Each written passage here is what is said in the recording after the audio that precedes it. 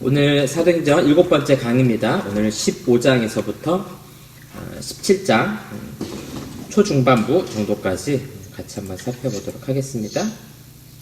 이제 오늘은 예루살렘 회의, 그 다음에 2차 선교 여행까지 이렇게 좀 살펴볼 겁니다.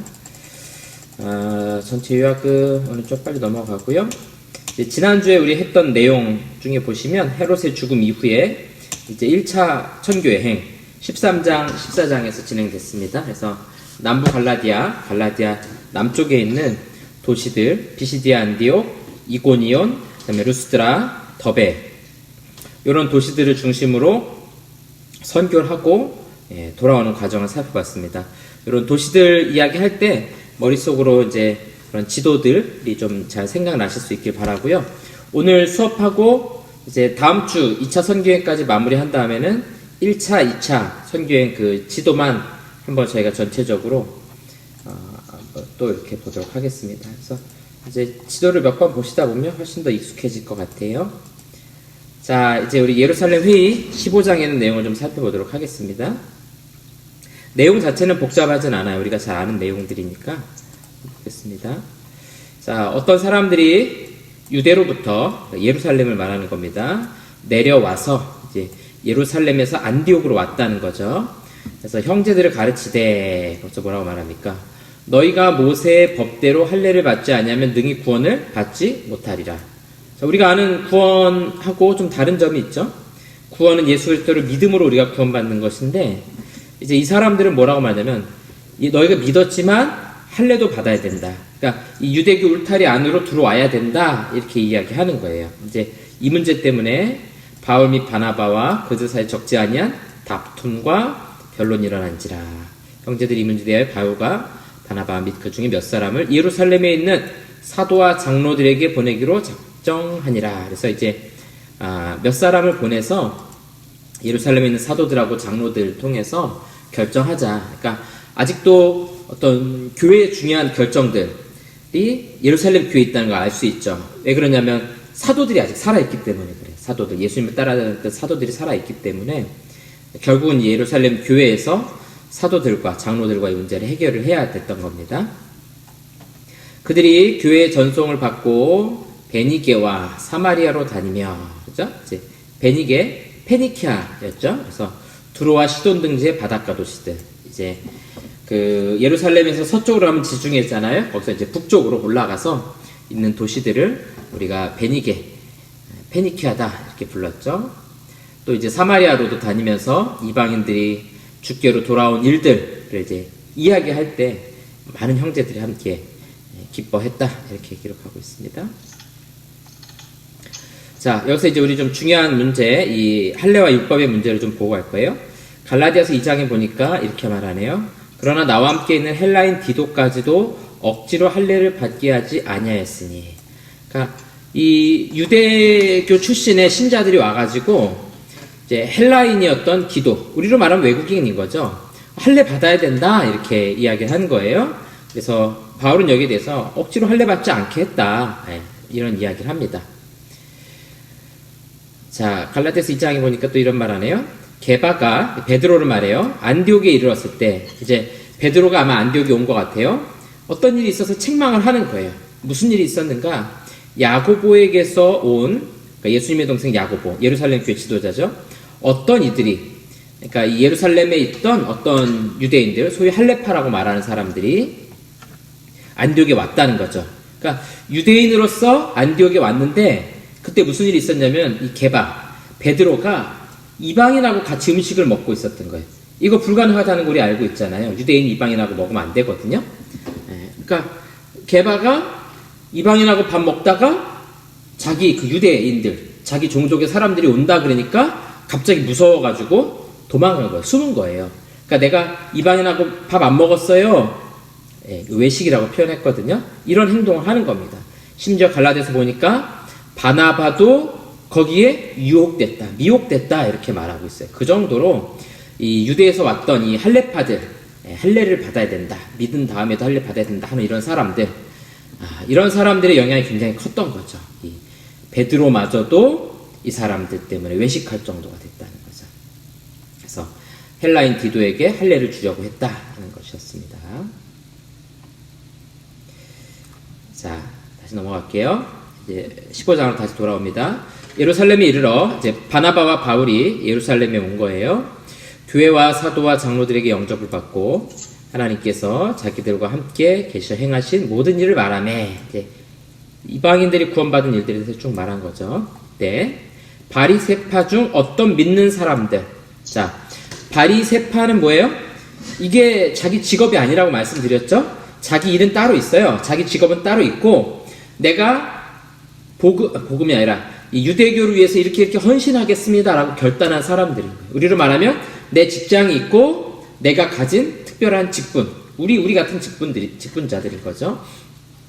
이런 사람들이 이제 예수님 믿게 됐어요. 근데 이 자기들 몸과 마음에 이런 옛날의 습관들이 있는 거죠. 그래서 이방인에게 할례를 행하고 모세 율법을 지키라 명하는 것이 마땅하다, 이렇게 말하는 거예요. 바리새파 출신의 신자들은 예수님 믿고 구원받았지만 할례 행해야 되고 모세 율법도 지켜야 된다.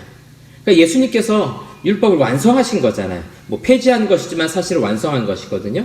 율법의 모든 요구를 우리가 지킬 수 없어서 예수님께서 대신 그 율법의 요구를 지키심으로 율법을 완성한 거죠. 그래서 우리가 그 율법에 더 이상 매일 필요가 없게 된 거거든요.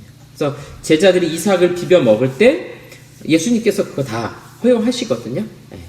그래서 이 믿은 다음에도 할례를 행하거나 율법을 지키는 것, 여기 매이지 않아도 된다는 것이죠. 그러니까 이런 사람들은 여전히 유대교적인 그런 한계 안에 머물러 있었다라는 것을 우리가 알 수 있습니다. 자, 이제 그리고 나서 이제 예루살렘, 우리가 뭐 공의회 뭐 이렇게 부르기도 하고 예루살렘 회의라고 부르기도 하는데요. 이제 중요한 이제 논쟁을 하게 됩니다. 7절에서 12절에 보니까 베드로가 먼저 말하네요. 하나님이 차별하지 않고 이방인도 구원하셨다. 그래서 왜 이 무거운 멍에를, 율법을 말하는 거잖아요. 우리한테 이걸 메어주려고 하느냐. 뭐 이방인들한테도 이 율법의 멍에를 매게 할 필요가 없다. 주 예수의 은혜로 구원받는다. 이게 이제 큰 차이인 거예요. 그래서 이 율법과 은혜라는 것은 전혀 다른 차원인 거죠. 율법은 우리의 어떤 행위들을 요구하는 것이죠. 은혜는요, 행위가 없음을 말하는 거예요. 우리가 믿음으로 구원받았다, 이거 뭐냐면 행위가 들어가지 않는다라는 것입니다. 자, 이렇게 이야기하고 나서 이제 야고보가 일어나서 말합니다. 예수님의 동생 야고보가 예루살렘 교회 최고의 지도자예요. 이방인 가운데 구원받게 하리라는 구약의 예언이 있었다. 그런 말씀 사실 이제 구약 성경에 많이 나와요. 특히 이제 이사야나 이런 데 보면은 이방인 가운데 받을 구원에 대해서 많이 말합니다. 하면서 이방인 중에 믿는 자들 괴롭게 하지 말자. 그 율법 지키는 것 때문에 대신에 조건이 있다. 우상의 더러운 것, 이거 먹으면 안 되고, 또 그런 행위들 하면 안 되고, 음행하는 것, 이거 해서는 안 되고, 목매어 죽인 것과 피를 멀리 하자. 이 목매어 죽인 것과 피라는 것은 이제 우상에게 드려진 것, 뭐 이제 그런 의미로 우리가 좀 해석을 할 수 있을 것 같아요. 그러니까 뭐 율법을 지키진 않아도 되지만 하나님이 기뻐하시지 않는 것들, 그러한 것들 우리가 조심합시다. 그래서 이 피를 멀리하는 것도 마찬가지죠. 뭐 우리 같으면 선지 이런 거 먹긴 하잖아요.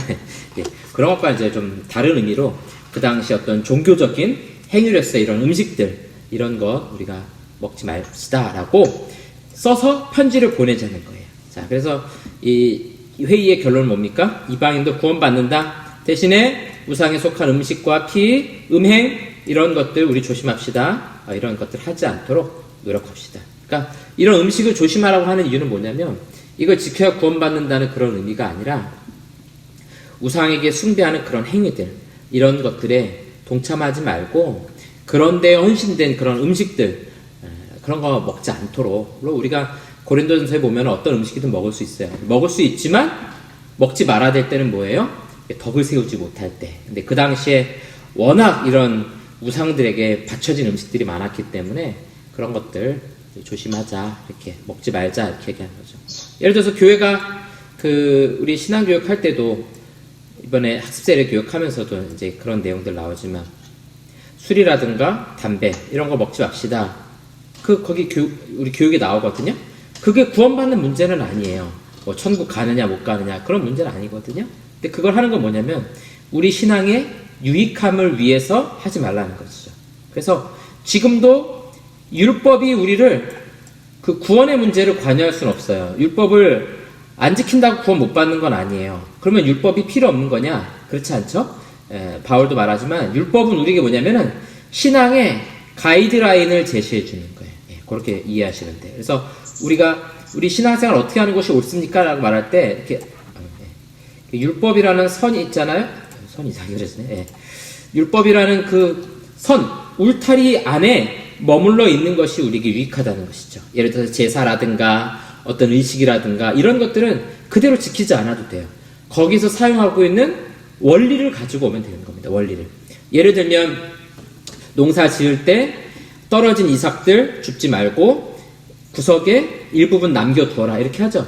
지금 그렇게 할 필요는 없어요. 여러분 월급 받는데 그 중에 일부는 회사에다 남겨두고 그러지 않으셔도 돼요. 그 원리가 뭐예요? 나그네와 고아와 과부와 나그네를 위해서 그들에게 먹을 것을 주라 하는 것이죠. 그러면 이 시대로 바꿔보면 어떻게 하면 돼요? 어려운 이웃과 구제하는 일에 우리 수익의 일부를 사용하라. 이렇게 바꾸면 되는 거죠. 그러면 하나님 사랑과 이웃 사랑의 원리로 바꾸면은 모든 율법의 원리들을 지금 이 시대의 원리들로 바꿀 수 있는 거예요. 1대1로 그대로 가져오는 것이 아니라 그 원리들을 가지고 와서 지키는 거죠. 십계명 같은 경우도 우리가 십계명은 거의 그대로 지키잖아요. 근데 우리는 그대로 하지 말라는 걸 지키는 것이 아니라 적극적으로 더 지키게 됩니다. 적극적으로. 예를 들어서 뭐 안식일을 지키라 이런 말씀이 있잖아요. 그럼 우리는 단순히 안식일에 주일에 일을 안 하는 그 정도가 아니라 더 적극적으로 어려운 이웃과 힘든 사람들을 돕고 신방하고 이렇게 적극적으로 사용하는 거죠. 도둑질하지 말라. 그럼 남의 것 훔치지 않았습니다. 근데 그 정도가 아니에요. 그 원리에서 더 나아가서 이웃사랑의 원리가 뭘까? 도둑질이 아니라 오히려 베푸는 것이 여기 담겨지는 원리구나. 이게 우리 개혁교회에서 말하는 십계명을 지키는 방식입니다. 더 적극적인 방식으로까지 나아가게 돼 있어요. 그래서 이 율법의 원리. 그래서 15장에서는 이 율법을 지키는 것 이거 구원의 핵심적인 문제가 아니다. 할례밖에 할 필요 없다. 이렇게 이야기하는 거예요. 자, 그리하여 유다와 실라를 보내니. 자, 이제 이 사람들 뭐냐면 편지 전할 사람들을 택한 거예요. 바사바라고 하는 유다라는 사람과 실라라는 이 두 사람을 택하게 됩니다. 이 바사바는 정확하진 않은데 아마도 사도행전 1장에 나오는 그 후보 2명 있었죠. 그래서 바사바하고 마띠아 두 중에 이제 마띠아가 뽑히잖아요. 그 중에 한 명일 수도 있다. 근데 이건 정확하진 않아요. 이름이 그냥 비슷해서 바사바라는 이름 때문에 비슷해서 그럴 수 있다 하는 가능성만 있는 거예요. 실라라는 사람은 좀 확실하죠. 2차 선교여행에 이제 바울의 동역자 또 데살로니가 전서를 바울과 함께 기록하게 되는 그런 인물이 됩니다. 자, 그래서 28절에 잘 정리해놨죠. 성령과 우리는 이 요긴한 것들 외에 핵심적인 것 외에 아무 짐도 너희에게 지우지 않는 것이 옳은 줄 알았노니. 그러니까 예수님을 믿음으로 구원받는다. 은혜로 구원받는다. 에베소서 2장 8절과 9절에 정확하게 말하고 있죠. 너희는 그 은혜에 의하여 믿음으로 말미암아 구원을 받았으니 이것은 너희에게서 난 것이 아니요 하나님의 선물이라. 행위에서 난 것이 아니니 이는 누구든지 자랑하지 못하게 하려 함이라. 은혜로 또 믿음으로 두 가지 이야기하죠. 둘 다 행위와 노력이 들어가지 않는다라는 그런 의미입니다. 자, 그래서 이 짐, 율법의 짐 너희에게 지우지 않겠다 하는 것입니다. 우리는 완전한 자유를 얻은 거예요. 우리 강의를 들으시는 장로님, 권사님, 집사님들, 우리는 이런 자유를 얻었습니다. 그렇죠? 믿으시죠? 그래서 우리 무엇이든지 할 수 있어요. 무엇이든지. 이런 자유가 우리에게 주어졌다는 거죠. 사실은 우리 그리스도인의 자유가 굉장히 중요하고 가치가 있어요. 근데 자유를 강조하지 않죠, 요즘에. 왜냐면 자유를 강조하면 이상하게 방탕으로 가요. 그래서 이제 우리가 뒤에 살펴보겠지만 갈라디아서를 쓸 때 바울이 우리가 자유를 얻었어요 이렇게 이야기하지만 방탕한 데 쓰면 안 된다. 이런 이야기를 꼭 하게 됩니다. 자, 보겠습니다. 이제 안디옥에서 바울과 바나바가 예루살렘으로 이렇게 내려왔죠. 내려와서 올라갈 때는 유다와 실라까지 같이 데려갑니다. 뭘 가져가요? 편지를 들고 가죠. 그들이 작별하고 안디옥에 내려가 무리를 모은 후에 편지를 전하니, 이제 안디옥으로 가서 썼던 편지를 전해주는 거죠. 읽고 그 위로한 말로 기뻐하더라. 왜 기뻐하겠습니까? 안디옥 사람들 다 이방인들이잖아요. 그러니까 그게 기쁜 거죠. 율법을 지키지 않았대고 할례를 행하지 않았대니까. 32절 유다와 신라도 선지자라. 이 당시에 선지자는 뭐예요? 하나님의 계시를 받아서 신자들에게 또 교회들에게 이렇게 선포하는 사람들, 전하는 사람들, 일종의 말씀 전하는 사역자라고 생각하시면 돼요. 그래서 여러 말로 형제를 권면하여 굳게 하고, 얼마 있다가 평안히 가라는 전송을 형제들에게 받고, 자기를 보냈던 사람들에게 돌아가되, 자기를 보냈던 사람들이 어디입니까? 예루살렘으로 다시 이제 두 사람은 돌아가게 되는 거죠. 15절 바울과 바나바는 안디옥에 유하며 수단 다른 사람들과 함께 주의 말씀을 가르치며 전파하리라. 자, 그래서 15장 말씀 예루살렘 회의를 통해서 인정한 것 뭡니까? 믿음으로 구원받는다. 대신에 음행과 우상에게 속한 음식 먹지 않는 것, 그 두 가지만 주의하라, 이렇게 편지하게 되는 겁니다. 자, 이제 이 2차 선교여행을 가기 전에 갈라디아서를 좀 간단하게 살펴볼 거예요. 이 갈라디아 지방은 우리 지난주에 봤던 이고니온, 루스드라, 더베, 바울이 돌에 맞아서 죽을 뻔했던 그 도시들 기억나시죠? 네. 자, 이 도시들에게 편지를 하는데, 지금 예루살렘까지 이 먼 거리를 왔다 갔다 했던 가장 중요한 이유가 뭡니까? 예수님 믿고 나서 할례를 받아야 된다, 율법을 지켜야 된다, 이 문제였잖아요. 그렇죠? 이게 중요한 문제였잖아요. 이 문제가 갈라디아에 있는 교회들에게까지 퍼진 겁니다. 네. 바울도 원치 않았겠지만 일부 유대교 할례파 출신의 신자들이 이제 이런 갈라디아 교회에 가가지고 예수님 믿고 구원받았어? 그럼 이제 할례도 행해야 돼, 율법도 지켜야 돼, 이런 이야기들을 하게 되는 거예요. 그래서 바울이 아주 긴급하게 갈라디아 교회를 향해서 이 서신을 쓰게 됩니다. 그래서 예루살렘 회의에서 분명하게 결정된 것들, 그래서 이 남부 갈라디아 지방인 비시디아, 안디옥, 이고니온, 루스드라, 더베, 이런 데에서 잘못된 복음을 전한 소위 야고보에게서 온 자들이라고 부르는 이 할례파들, 이 사람들에 대해서 그렇지 않다라는 이야기를 분명하게 해야 되는 겁니다. 그래서 구원은 율법의 행함에 있지 않다 하는 것, 그 다음에 그런 자유로 인해서 음행하는 일에 빠질까 두려운 마음, 이 두 가지를 가지고 갈라디아서를 쓰게 됩니다.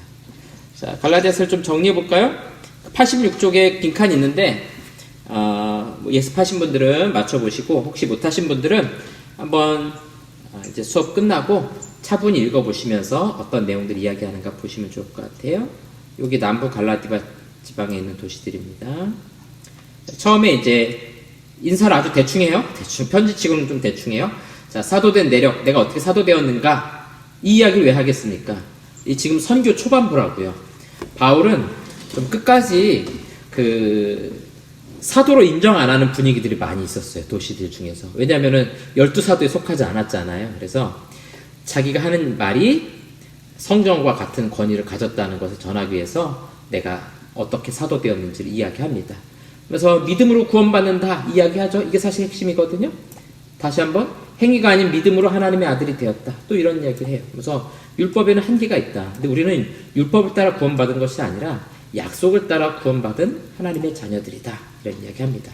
그러면서 자유의 문제를 이야기하죠. 우리에게 가진 자유를 가지고 육체의 기회로 삼지 말고 성령의 열매를 맺으며 살아가자, 성령을 따르며 살아가자, 이런 이야기들을 하게 됩니다. 그러니까 갈라디아서는 크게 이렇게 두 가지 구도로 생각하시면 좋을 것 같아요. 물론 이제 중간중간에 여러 가지 이야기들 하지만 결국은 율법이 아닌 믿음으로 구원받는다, 그 다음에 자유를 가지고 방탕한 데 쓰지 말고 성령을 따르는 삶을 살아가자, 이렇게 이야기를 하게 됩니다. 자, 이제 우리 2차 선교여행을 좀 살펴보겠습니다. 15장 36절부터입니다.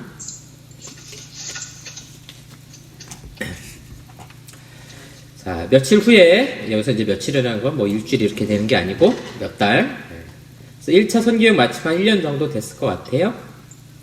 바울이 바나바더러 말하되 우리가 주의 말씀을 전한 각 성, 어디입니까? 구브로, 1차 선교여행 당시에 이렇게 출발해서 구브로 섬, 그 다음에 남부 갈라디아, 이런 지역들 있죠. 이런 지역에 가서 형제들이 어떠한가 방문하자 하고, 이제 교회를 세웠으니까 교회들이 건강하게 잘 서가고 있는지 뭐 문제는 없는지 한번 살펴봐야 될 거 아니에요. 그래서 그런 식으로 이제 선교지에 다시 한번 들리기로 합니다. 바나바는 마가라 하는 요한도 데리고 가고자 하나. 자, 기억나시죠? 마가 요한. 예루살렘 교회가 이 마가 요한의 어머니 마리아의 집에서 모였다고 우리 봤었죠. 이 마가 1차 선교여행에 동행했지만 포기했던 바로 그 사람, 주요 인물이죠.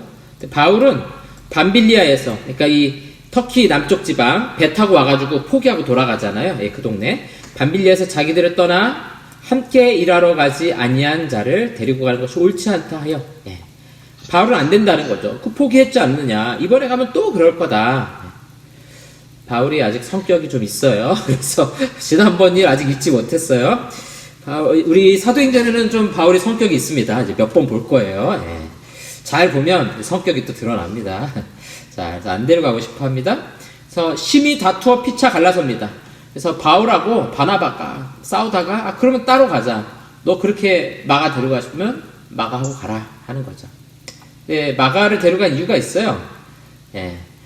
바나바의 생질이었어요. 조카였다는 거죠. 지난번에 한 말씀드렸죠. 그러니까 바나바는 어때요? 마가가 비록 포기했지만 그래도 핏줄이잖아요. 피가 흐르잖아요. 아무리 미워도 가족은 가족이잖아요. 그러니까 같이 데려가고 싶은 거였죠. 근데 시간이 많이 지나고 나서 어떻게 바뀌냐면 빌레몬서 1장 24절에 보니까 또한 나의 동역자 마가 이렇게 표현하고 있어요. 뒤에 누가도 보이죠? 누가는 의사잖아요.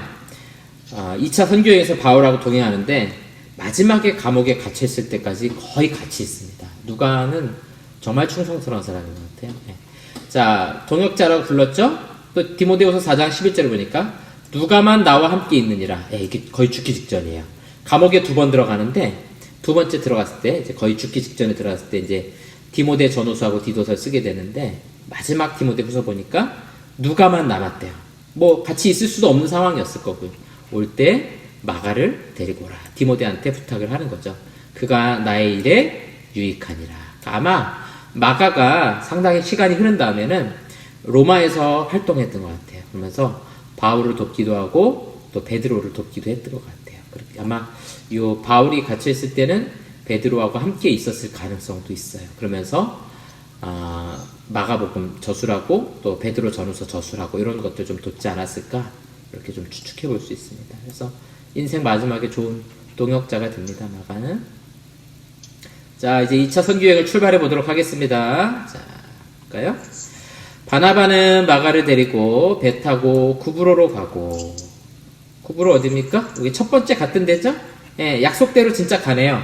우리가 1차 선교여행에서 교회를 세웠던 곳 한번 어떠한가 들러봅시다. 그래서 바나바는 결국 자기 고향으로 가는 거예요. 자기 고향.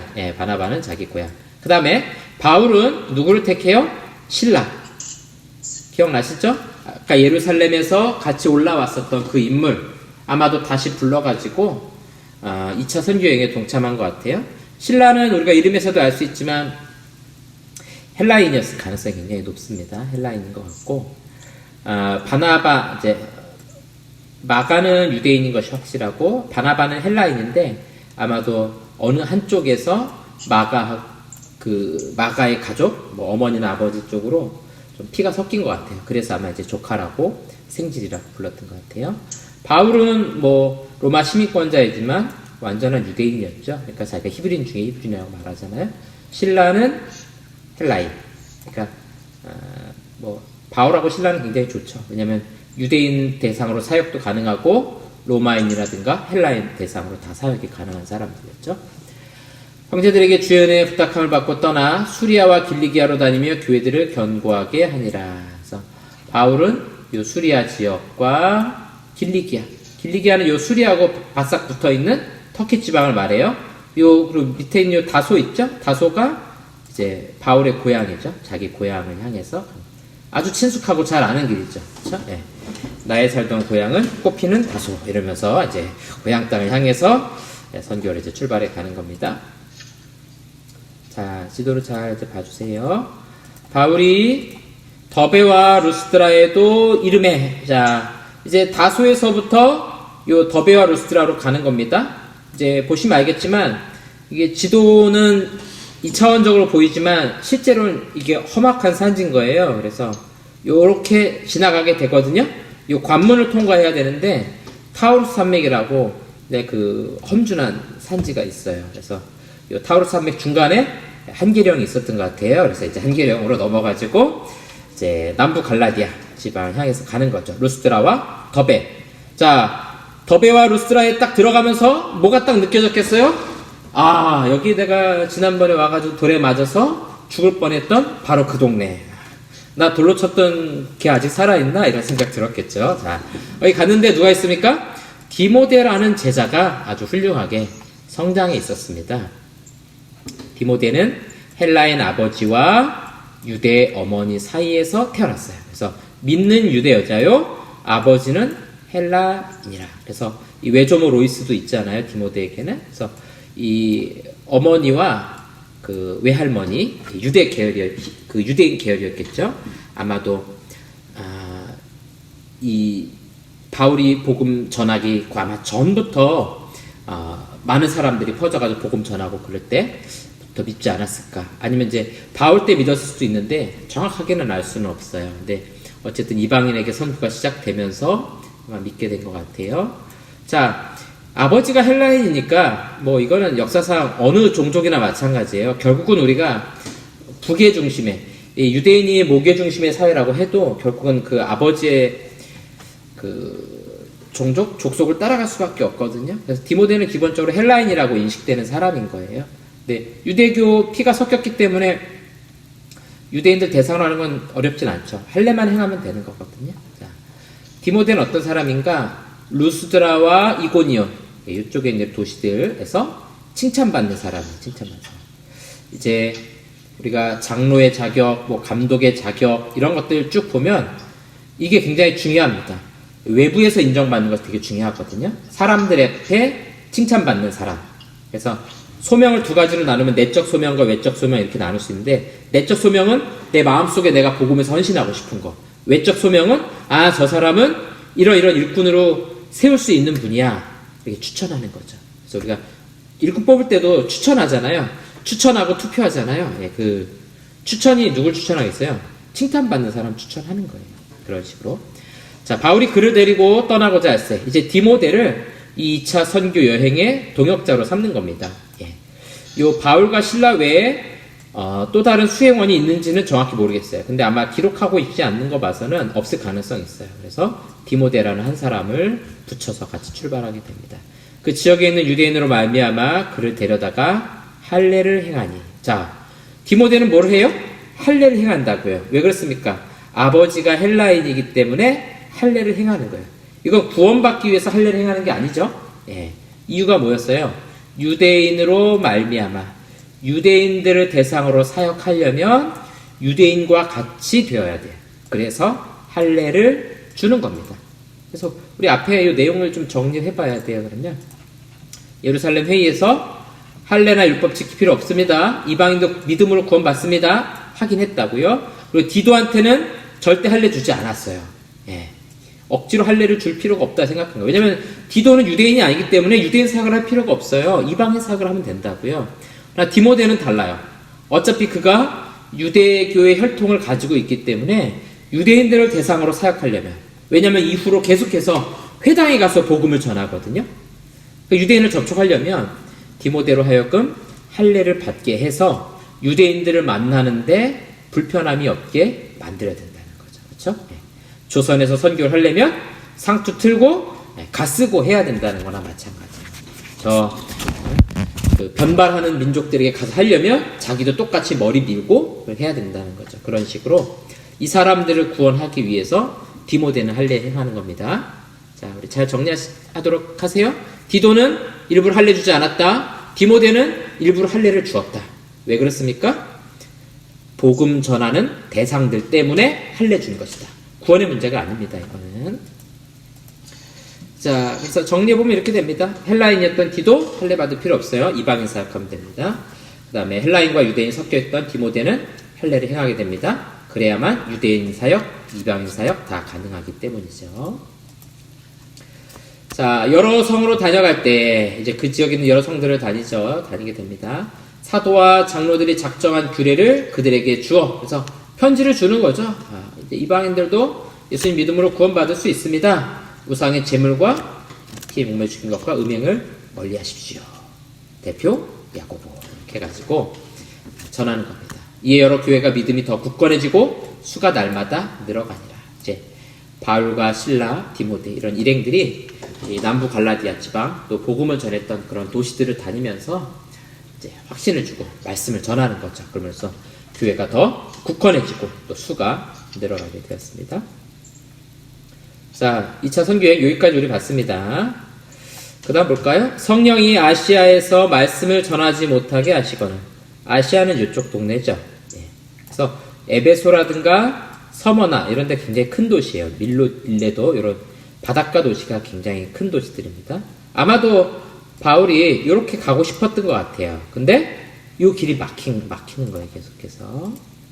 그들이 부르기아와 갈라디아 땅으로 다녀가 볼까요? 부르기아와 갈라디아 땅 이렇게 무시아 앞에 이르러 요 무시아까지 간 겁니다. 그러니까 요 터키 내륙에 있는 도시들을 쭉 거쳐가는 거예요. 복음을 전하면서. 여기는 우리가 잘 아는 유명한 도시들이 있죠. 두아디라, 사데, 빌라델비아, 히에라볼리, 라오디게아, 골로세 이런 도시들이 있어요. 다 갔는지는 우리가 정확하게 알 수는 없어요. 아마도 골로세 교회 같은 경우는 에베소에 와서 복음을 듣고 자생적으로 생겨난 교회일 가능성이 높거든요. 어쨌든 이런 갈라디아, 부르기아 이런 지역들을 거쳐서 무시아까지 가게 됩니다. 자, 그러고 나서 비두니아로 가고자 애쓰되, 비두니아는 어디입니까? 이쪽 오른쪽 북쪽에 있는 땅 본도로 가는 이쪽으로 가려고 그러는데 예수의 영이 그러니까 성령께서 이걸 막으셨다는 거죠. 아시아로도 못 가게. 자, 여기 안 되고 비두니아 안 되고 갈 수 있는 길은 이렇게 더 나가는 방법밖에 이제 없었던 거예요. 예수의 영이 허락하지 아니합니다. 그래서 무시아를 지나 드로아로 내려가는데, 그래서 이제 조금 더 가서 바닷가에 있는 도시 드로아, 트로이하고는 좀 달라요. 자, 드로아로 내려가게 됩니다. 그래서 중요한 것은 성령이 진로를 방해했다. 뭔가 성령께서 인도하시는 길이 있다라는 걸 느끼게 하는 거죠. 그래서 이 아시아 쪽에 터키 쪽에서는 더 이상 복음 전하지 못하도록 성령께서 막으셨다라는 걸 우리가 알 수 있습니다. 이제 여기서 이제 유럽 선교의 비전을 보게 됩니다. 밤에 환상이 바울에게 보이니 마게도냐 사람 하나가 서서 마게도냐 사람 여기는 이제 유럽 땅이기 때문에 생긴 모양도 다르고 했겠죠. 뭐라고 말합니까? 그에게 청하이르되 마게도냐로 건너와서 우리를 도우라. 여기 이제 바다거든요. 여기서부터는. 그래서 보시면 자, 지금 여기 드로아에 잠깐만요. 자, 여기서 볼게요. 이쪽 이제 지금 우리가 이제 터키가 자꾸 유럽으로 이제 들어가려고 그러는데 어쨌든 붙은 땅으로 보면 요렇게가 아시아 주에 속해 있고 이쪽이 유럽으로 다 속하게 돼 있잖아요. 그렇죠? 이 당시에 이제 물론 아시아라고 하는 게 전체를 말하는 건 아니지만 여기가 다 바다예요. 바다기 때문에 건너가는 바다가 여기 보스포러스 해협, 아주 좁은 해협인데 여기로 이렇게 건너가는 방법이 있겠죠. 근데 이 드로아에 있기 때문에 지금 유럽으로 건너가는 길은 이렇게 배 타고 건너갈 수 있는 길인 거예요. 이쪽 길은 성령께서 막으시니까 안 되는 거죠. 자, 좀 보겠습니다. 그래서 마게도냐로 건너와서 우리를 도우라. 아주 중요한 이야기죠. 사도행전 16장에 나오는 선교의 방향이 바뀌게 되는 그런 장면입니다. 건너와서 우리를 도우라. 바울이 그 환상을 보았을 때 마게도냐로 건너가려고 준비를 합니다. 왜냐하면 하나님이 저 사람들에게 복음을 전하라고 우리를 부르신 줄로 인정함이라. 이 환상을 보면서 하나님께서 이제 유럽 땅을 향해서 복음 전하라고 하시는구나 이렇게 생각을 했다는 거죠. 그 당시에는 유럽 땅이라서 더 무조건 다 잘 사는 건 아니었어요. 잘 사는 거하고는 상관없는 그런 시대입니다. 어쨌든 바울이 생각했던 지역은 이 터키가 있었던 그런 아시아를 생각했던 건데 원치 않는 방향으로 하나님께서 인도하시는 거죠. 자, 여기서 이제 그 중요한 표현이 등장하게 됩니다. 우리라는 3인칭 복수형. 그래서 우리가 곧 이렇게 표현하죠. 또 우리를 부르신 줄로. 예. 이 말은 뭐냐면 이제부터는 저자인 누가가 합류하게 됐다는 거예요.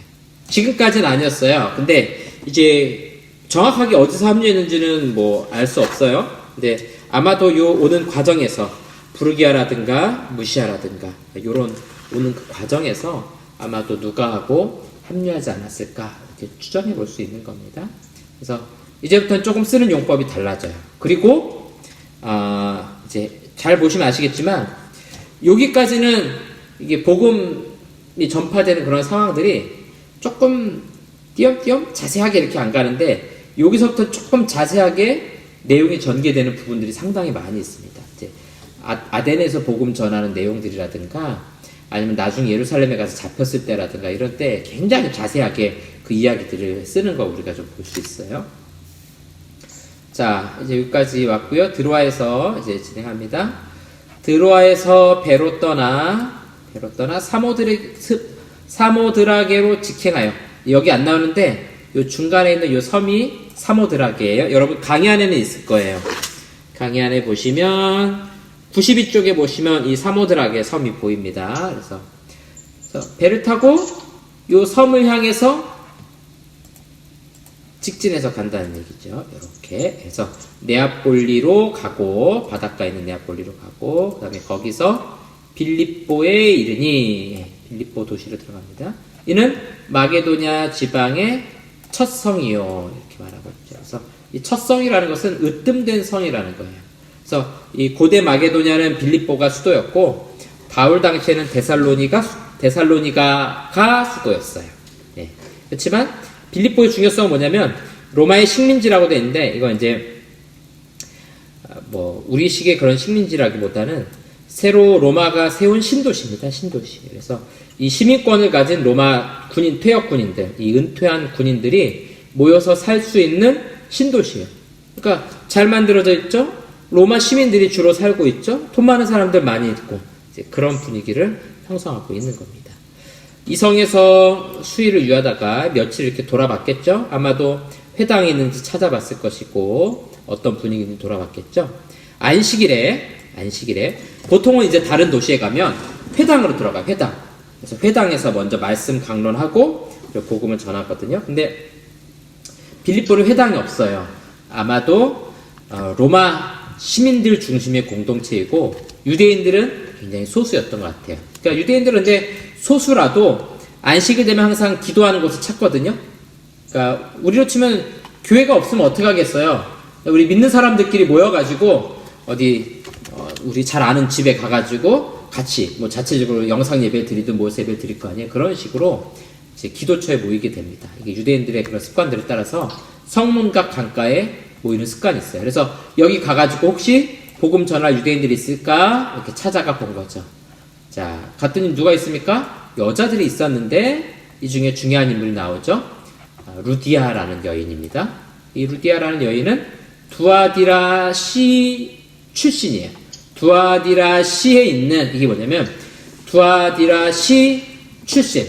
집은 아마도 두아디라에 있는 것 같고 원래 출신이고 거기에 빌립보가 주 사업 장소였던 것 같아요. 그러니까 상당히 잘 사는 사람이었을 거예요. 이런 사업을 하는 여인이었거든요. 그 다음에 자색 옷감 장사.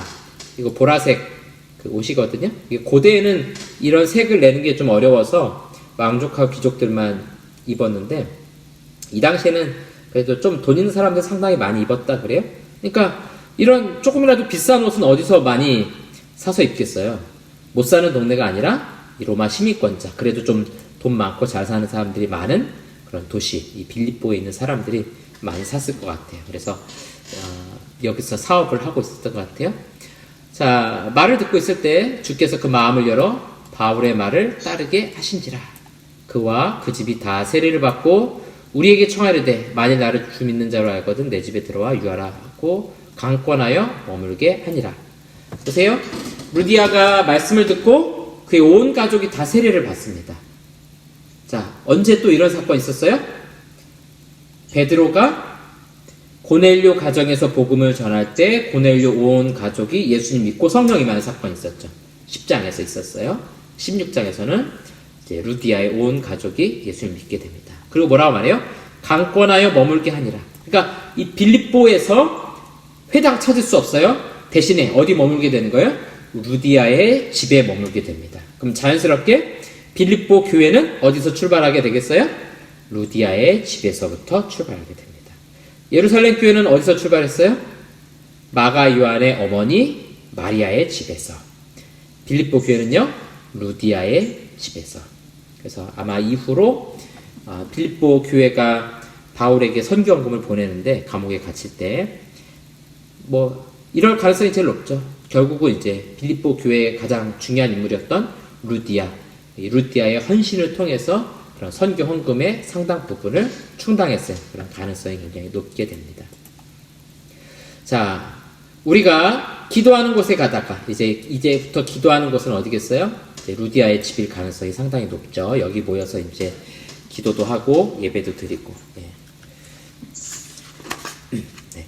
뭐 정확하게 표현하지 않지만 제가 이제 강연에 따로 쓰진 않았는데 아마도 강가에 기도처가 있고 루디아의 집에서 이 기도처에 가서 했을 수도 있어요. 그렇게 설명할 수도 있는데 아마 대체적으로 이제 한번 그런 집이 교회로서 이렇게 장소가 정해지면 주로 그 집에서 기도하게 됩니다. 그래서 그 마가 다락방에서도 베드로가 갇혔을 때도 기도하고 순절 성령 사건 때도 거기서 기도하고 하잖아요. 그러니까 아마도 루디아의 집 2층 이런 데가 기도하는 처소로 만들어진 것 같아요. 자, 여기서 가는데 점치는 귀신 들린 여종 하나를 만나니. 자, 여기서 여기서 말하는 그냥 귀신은 그냥 단순히 그런 신이라는 단어가 아니라 이제 파이돈, 파이썬이라고 부르기도 하고 피톤 뭐 그렇게 부르기도 하는데요. 이거 그 신화에 나오는 용입니다. 용이라고도 부르기도 하고 뱀이라고도 부르기도 하는데 우리는 동양에서는 용을 나쁜 짐승으로 보진 않거든요. 좀 아주 신비롭고 상서로운 그런 짐승으로 봐요. 그래서 뭐 무슨 신화에 보면 누가 태어날 때 뭐 용이 올라갔다 이런 얘기 하잖아요. 나쁜 의미가 아니잖아요. 뭔가 이렇게 좀 하늘이 아주 신비로운 그런 현상으로 보는데 서양에서는 안 그래요. 이 용이 뱀하고도 이제 같은 의미로 사용되기도 하고 굉장히 이미지가 안 좋습니다. 그래서 그 옛날에 슈렉 만화 보면은 피오나 공주가 잡혀있던 성 그 기억나세요? 용이 지키고 있잖아요. 용이 어때요? 배가 엄청 뿔룩 튀어나오고 막 날면서 불 쏘고 막 그런 거 하잖아요. 예. 그게 서양에서 바라보는 용의 개념이에요. 그러니까 이 용은 좋은 이미지라기보다는 조금 부정한 이미지? 그런 이미지들이 좀 많이 있어요. 근데 이 뱀이 파이돈이거든요. 플라톤의 책 이름이 생각이 나네. 자, 이 귀신이라고. 그러니까 이 여자분은 이 파이썬이라는 귀신 들린 사람, 파이썬이라는 신으로부터 신탁을 받아서 전달해 주는 거죠. 그 신탁을 전달해 주면 그 사람은 돈을 주는 거예요. 이 여종이 돈을 받는 것이 아니라 이 사람을 데리고 있는 주인들이 돈을 받게 되는 거죠. 뒤에 그림을 좀 먼저 볼게요. 이제 이 그림에 보시면 오른쪽에 있는 이 짐승 보이시죠? 이게 이제 그 파이썬인 거예요. 지금 이제 목에 화살을 맞았는데 밑에 보시면 어때요? 되게 징그럽게 생겼죠? 피부도 막 울퉁불퉁하고 동양에서 말하는 용하고는 좀 다르죠? 날개 달린 거 보세요. 막 뚱뚱하고 그렇죠? 이 동양에 있는 날렵한 용하고는 아주 모양이 많이 달라요. 다이어트가 필요한 그런 용이에요. 자, 보시면 빌립보 도시와 이 신에게 파이돈이라는 별명이 있었다. 그러니까 빌립보 시는 자연스럽게 이 시에 섬기는 신이 뭐냐? 파이돈이라는 거죠. 파이썬. 그래서 이 그리스 신화에서 델포이 신탁소를 지배하는 그런 큰 뱀이었다. 이 당시엔 이런 신탁소, 오라클이거든요. 하늘의 어떤 그 계시를 전달해주는 이게 굉장히 중요합니다. 그래서 그 영화 300에도 보면은 스파르타의 왕이 그 페르시아가 쳐들어왔을 때 전쟁을 할 것이냐 말 것이냐 그럴 때 그냥 왕이 결정해서 싸우는 게 아니에요. 그 막 산 높은 언덕에 올라가거든요. 거기 가니까 이상한 사람들이 있고 거기서 신탁을 받죠. 우리가 이번에 전쟁을 해야 됩니까 말아야 됩니까? 그때 이제 신탁하는 사람이 전쟁하면 안 된다고 화가 나가지고 막 다 죽이잖아요. 그러니까 이런 아주 중요한 결정을 누가 하냐면은 신탁을 지배하고 있는 사람, 소위 점치는 사람, 우리로 말하면 무당 같은 사람이죠. 거기 가서 이제 계시를 받아오는 거예요. 그 계시를 받아서 판단하는 거죠. 그래서 그 좀 학자들에 의하면 이제 그런 신탁을 전하는 장소, 그런 장소가 막 그런 좀 가스도 나오고 그래서 약간 취해 있는 상태, 그런 상태에서 막 이상한 말을 하는 거다, 뭐 그런 이야기도 있고 한데요. 어쨌든 이 귀신 들린 상태로 뭔가 메시지를 전하는 거죠. 그 무당들도 굿할 때 보면 막 진짜 귀신 들리고 하잖아요. 그거 보면 귀신이 그런 일들 막 하거든요. 막 맞춰요. 그 무당들이 그런 거. 너 뭐 했지? 막 진짜 막 맞아요. 그래서 한 번 맞으면 이제 그때부터 끝나는 거죠. 진짜 안 해? 막 이제 그러면 이제 그 완전 주종 관계가 돼가지고 거기에 이제 완전 사로잡히게 되는 거죠. 이런 식으로 이제 신탁하는 여인이었던 거예요. 이 여종이라고 표현돼 있어서 뭔가 되게 비천한 느낌도 들고 막 종이라는 표현 때문에 그런데 사실은 이런 귀신에 들려서 신탁, 신의 뜻을 계속해서 전달해주고 그래가지고 이제 돈을 벌고 그 여종이 돈 버는 게 아니죠. 그 주인들이 돈 버는 거죠. 자, 그러면서 이제 바울과 이 다음 표현 보세요. 우리를 따라와. 이런 표현이 이제부터 등장하는 거예요. 우리니까 당연히 뭐겠어요? 누가가 이야기하는 거죠. 자기하고 신라, 디모데 이런 사람들을 말하는 거죠. 말하죠. 이 사람들은 지극히 높은 하나님의 종으로 구원의 길을 너희에게 전하는 자라. 되게 맞는 말 하잖아요. 예, 근데 이건 구원 얻는 참된 지식이 아니죠. 예, 그냥 막 귀신이 막 해대는 소리예요. 그 예수님 당시에도 그러잖아요. 막 귀신들이 당신은 하나님의 뭐 아들입니다. 막 이런 얘기 하잖아요. 참된 지식이 아니라 예, 이론적인 알에 대한 것이죠. 자, 그래서 이제 바울이 좋은 말도 한두 번 좋은 거지. 계속 들으면 괴롭잖아요. 너무 괴로워가지고 귀신에게 이르되 예수 그리스도의 이름으로 내가 내게 명하노니 그에게서 나오라 하니 귀신이 즉시 나오니라. 예, 귀신이 바로 딱 쫓겨나갑니다. 자, 여종의 주인들은 보니까 주인이 한 명이 아닌 것 같아요. 여러 사람이 이 신탁하는 여인을 그냥 귀신 들리게 해가지고 자기들이 이익을 추구했던 것 같아요. 자기의 수익의 소망이 끊어진 것을 보고 이제 돈을 벌 수가 없는 거죠. 바울과 실라를 붙잡아 장터로 관리들에게로 끌어갔다가, 이 장터라는 것은 이제 아고라를 말하는 거예요. 아고라. 여기 보시면 오른쪽에 보시면 이게 빌립보의 아고라, 지금 있는 그런 흔적지인데요. 되게 넓은 땅이 있죠. 예, 이런 광장에 모여가지고 하고 싶은 얘기 하는 겁니다. 그래서 우리 인터넷 사이트도 보면 뭐 무슨 아고라 이런 거 있잖아요. 하고 싶은 사람은 아무 말이나 하라는 거죠. 뭐 정치 얘기해도 되고 뭐 경제 얘기해도 되고 하고 싶은 얘기 막 하는 거예요. 그런 장소, 공개된 아주 넓은 장소 끌고 가서 상관들에게, 높은 사람들한테 말하는 거죠. 이 사람들이 유대인인데 우리 성을 심히 요란하게 하여 로마 사람인 우리가, 그렇죠? 이걸 보면 어때요? 아, 빌립보 도시가 로마 시민권자들의 도시구나라는 걸 우리가 알 수 있어요. 그래서 빌립보서에 보면은 우리의 시민권은 하늘에 있는 이런 표현을 쓰잖아요. 이 시민권 얘기는 여기서 통하는 얘기인 거예요. 이 자기 로마 시민권이 아닌 사람들한테는 아무리 그 얘기해봤자 별 의미가 없어요. 근데 시민권을 가진 사람들한테는 그 의미를 정확하게 알게 되는 거죠. 받지도 못하고 행하지도 못할 풍속을 전한다 하거늘, 예, 그래서 우리가 일어나 고발하는 거죠. 받지도 못하고 행하지도 못할 풍속을 전한다. 이 로마가 정복할 때 각 민족마다 그 섬기는 신들 상당히 인정해 줬습니다. 근데 인정할 때 조건이 있어요. 그 로마에게 세금을 낼 뿐만 아니라 로마의 신들을 섬겨야 됩니다. 그리고 자기 신도 섬겨야 돼요. 근데 이제 지금 고수하고 있는 건 뭐예요? 우리가 받아들이지 못할 내용입니다. 이렇게 하는 거죠. 그래서 실제는 뭡니까? 귀신을 쫓아내므로 자기들이 돈 못 벌고 있는 거예요. 그러니까 이런 다른 종교들의 핵심이 뭐냐? 돈이라는 거예요, 돈. 예. 무당들이 굿할 때 돈 받고 하죠? 정말 순수하게 가가지고 그 가정과 그 영혼을 위해서 굿해주는 무당은 없어요. 돈 받고 하는 거, 돈 받고 하는 거. 네. 자, 그래서 어떻게 합니까? 매로치라 하여 벗기고 매로치라 하여 많이 친 후에 옥에 가두고 간수에게 명하여 든든히 지키라 하니. 이게 그 유명한 빌립보 감옥 사건이죠. 그래서 우리가, 예. 그가 이런 명령을 23절 볼까요? 많이 친 후에, 아마 매를 많이 때렸나 봐요. 옥에 가두고 간수에게 명하여 든든히 지키라 하니 그가 이러한 명령을 받아 그들을 깊은 옥에 가두고 그 발을 착 착고에 든든히 채웠더니. 예. 자, 깊은 옥이라는 것은 감옥 가장 안쪽 안전한 곳을 말합니다. 예, 나무 착고로 해서 이제 보통 나무 2개로 만들어 가지고 위아래로 채우는 방식으로 예, 못 움직이도록 착고에 채워서 집어넣게 됩니다. 예, 자, 한밤중에 표 있는 거 보니까 아마 12시간 이상 감옥에 있었던 것 같아요. 바울과 실라가 기도하고 하나님을 찬송하매. 이 찬송하매라는 이 미완료형은 계속해서 하고 있다는 거예요. 그러니까 밤에 계속 찬송하고 기도했다는 거 우리가 알 수 있습니다. 온몸이 망신창이죠. 예, 환상 보고 따라왔는데 예, 매 맞고 감옥에 갇혀있는 아주 비참한 신세가 됐습니다. 이에 갑자기 큰 지진이 나서 옥터가 움직이고 문이 곧 다 열리며 모든 사람의 매인 것이 다 벗어진지라. 이 12장에 나오는 베드로의 감옥에 갇혔을 때 사건하고 비슷하죠? 거기서는 호련히 빛이 비치면서 천사가 베드로를 깨워가지고 데려갈 때 문이 막 열리는 일들이 일어났죠. 여기서는 어때요? 지진이 일어나고 문이 열렸어요. 모든 사람의 매인 것이 벗어졌습니다.